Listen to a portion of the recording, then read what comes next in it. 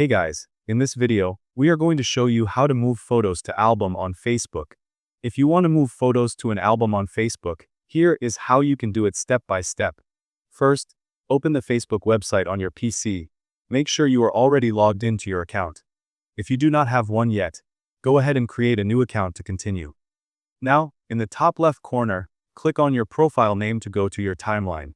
Once you are on your profile page, scroll down a little and you will see several options, including the Photos tab. Click on it, and Facebook will display all your photos as well as your existing albums. If you want to upload new photos directly into an album, simply click on Add Photos or Videos. From here, you can select files from your computer and upload them straight to the album of your choice. If you already have photos uploaded and want to move them into a specific album, just open the photo you want to move. In the top right corner of the photo, click on the three dots menu. From the drop-down, look for the option Move to Album. Select it, and then choose the album where you want to place the photo.